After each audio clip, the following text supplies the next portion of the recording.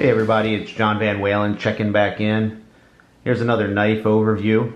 This time I'll be taking a look at the Michael Zieba S2 Devil's Tail.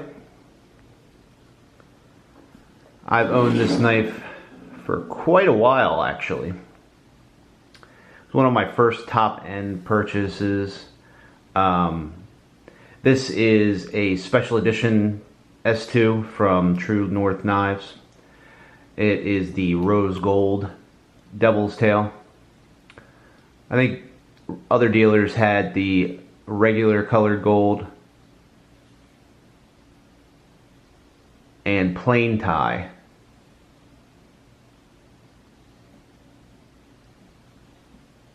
There's also a cool one that you see sometimes. I know Jim Skelton has the double tap, the one with the inlays right here.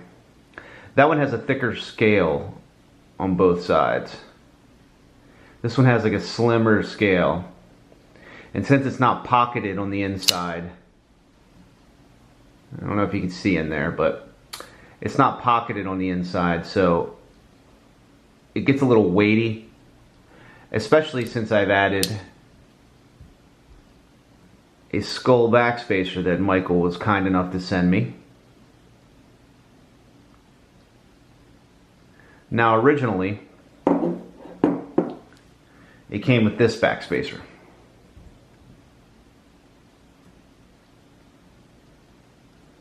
Which is the rose gold backspacer, which is titanium, with whatever cool coating Michael does to make it that rose gold color. From my understanding, he has training from jewelers or previous jeweler experience. That's why he can do all these cool coats that you don't see a lot from other makers, if at all.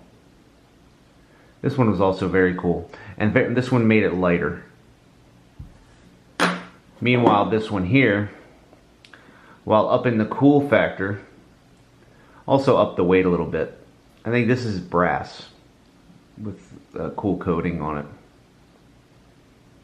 Here, take a good look at those skulls. All those shallow graves. Wraps all the way around too. Very cool knife. All those little details that he adds to his blades makes it much more of a showpiece. You can show it to your friends, and even people who are non-knife people will kind of be like, oh, well that's neat. Oh, that's cool, look at that. And this stonewash that he does, you might be able to see how it's a little bit shiny. I don't know what he does. He just calls it a stonewash, but it's different than other stonewashes for sure. Most stonewashes have like a rough look to them. This one has like a glossy, shiny, and I love it.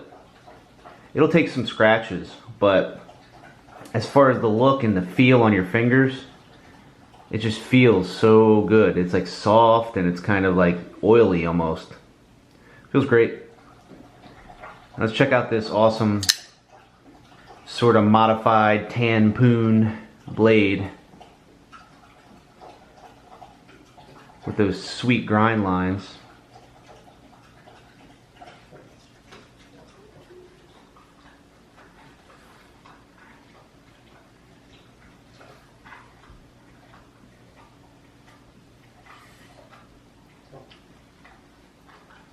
Yeah, I really say the only thing I don't like about this knife is how big the blade steel M390 is on there.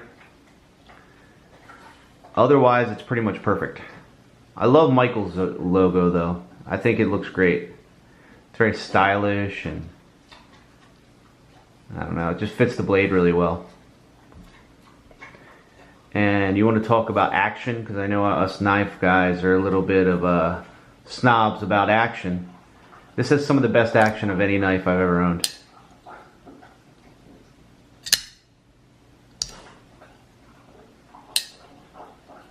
Not to say I've owned some crazy knives, but this is a good one. You might hear my dog in the background drinking his water. He loves to be featured in my videos, apparently. And then look at that. That jimping, even though there's not many cuts, it's pretty aggressive. And this knife, just like all the knives I've received from Michael, is razor sharp. He really knows how to get an edge on these knives. Knives.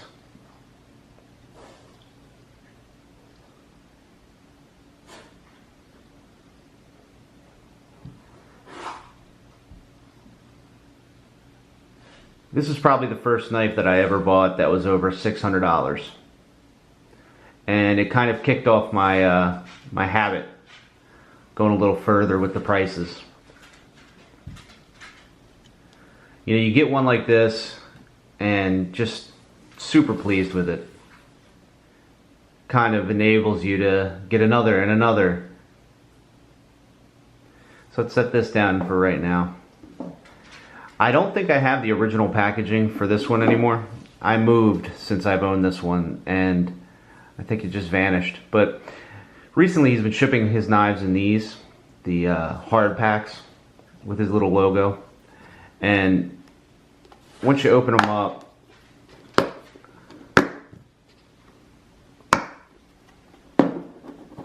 it's nice and padded. He usually includes his logo wipe cloth.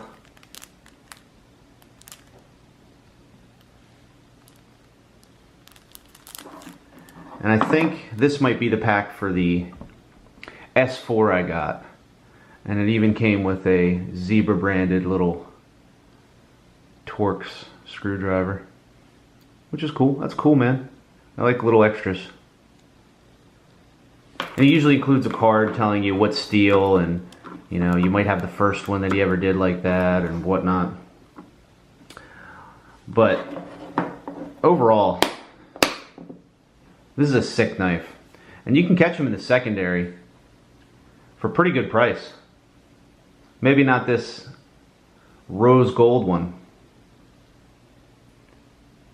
but I see them occasionally for $500–600 for the plain tie, or maybe one that he juiced up and did some anno on the tie.